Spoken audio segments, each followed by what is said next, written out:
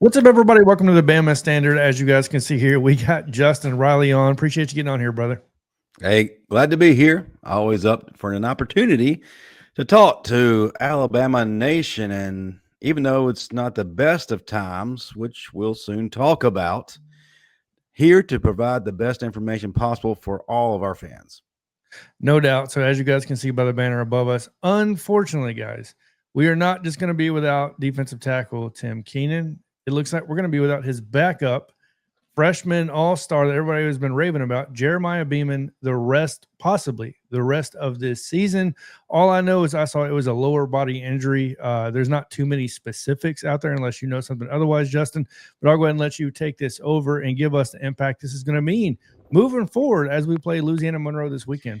Well, as we saw this past Saturday, the defensive line was arguably one of the most taken advantage of units on the field Saturday, right? We definitely missed the presence of Tim Keenan, not just on the field, but as a leader, a guy that can really get people in the right frame of mind, a guy who understands what playing to the standard is. He was absent, but we heard all offseason Jeremiah Beaman was that dude. Talked to several players throughout the offseason. They confirmed it as much. Every time we talked about practice, whether it was spring, whether it was in fall camp, that was the first name that always came to the conversation, Jeremiah Beaman.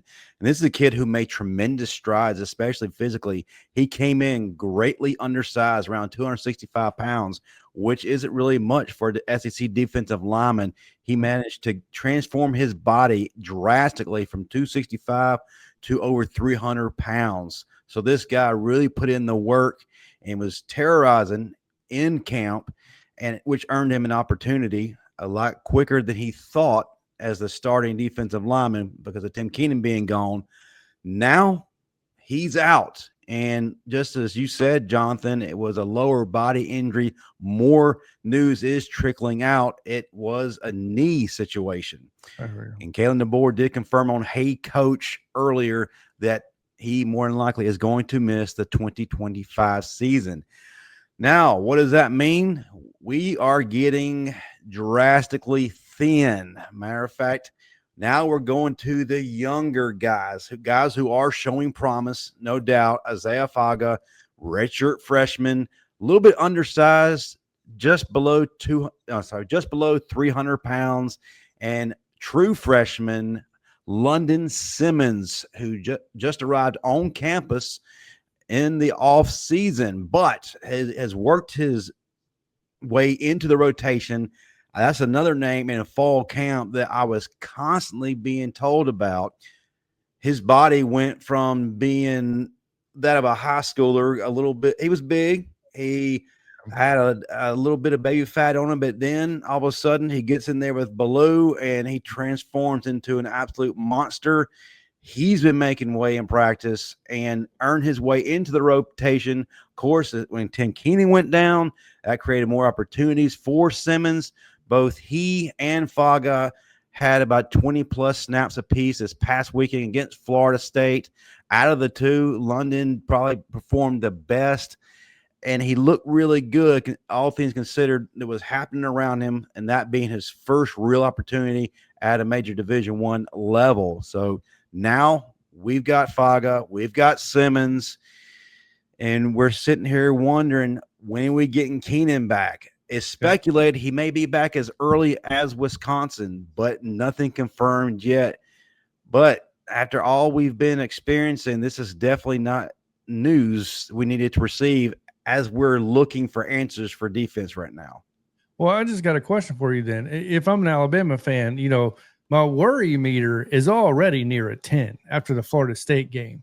And then you tell me the young star defensive tackle, right, Jeremiah Beaman goes down. Now we're going in even more into this depth chart. On a scale of 1 to 10, what would you rate it as? What is my worry factor for the defensive tackle position from now and let's say until the Georgia game possibly? I'd say about a 15. But I'm exaggerating. No, I'd say probably about an 8 right now. And the reason why I'm not going full meltdown is because of who we're playing right now. We are playing Louisiana Monroe. No shot at the Warhawks, of course, but you expect that to be a game to where you can bring these guys in and hopefully not skip much of a beat.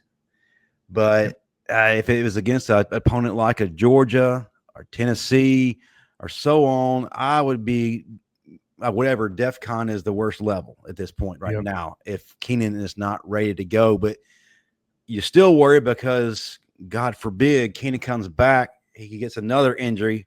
We're back to square one with two guys who are really just now getting their burn at those spots. Yeah. So, and just to add on to this, guys, make sure to comment below on what you guys think about this.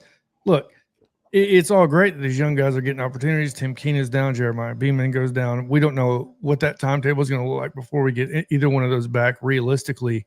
Guys, if we lose, like how much depth do we have on this defensive tackle position? Because we were already thin.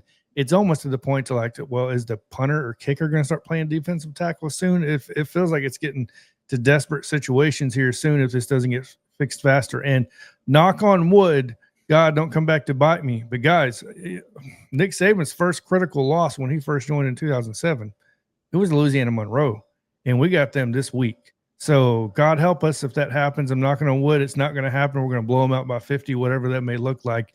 But either way, I just want to get on here, give you guys the information as far as Jeremiah Beaman being injured, out for the year. Of course, it's coming Wednesday late or middle of the week, right? So, and then leading up to Saturday, a game in Tuscaloosa. Any last words before we get off here, Justin? Well, I just kind of wondering, like you said, if more negativity comes in terms of injury, what do we do? It's thin right now. Do you look at Jamarian Latham, who was formerly a defensive lineman, now he's moved out to a linebacker position? Do you look at possibly moving him back in that position just to have an extra body? So, yeah, it's an interesting scenario, and it's a very volatile one. The good thing is, like I said, we're playing Louisiana Monroe, and look, nothing's given right now. We don't know what's going to happen against Louisiana Monroe. We hope we don't have a repeat of 2007 for sure. We don't know what kind of Wisconsin team is coming next week, but you assume that's a very winnable game. And then we get a bye week. So there is time to kind of heal up from being banged up. But then again, when Tim Keenan's back, we still are thin. So it's something to be concerned about. No doubt. So appreciate everybody getting on here. Obviously, like, share, subscribe, leave your comments below on what you guys think about this situation, obviously. And as always, Justin, no matter what, roll Tide. Roll Tide.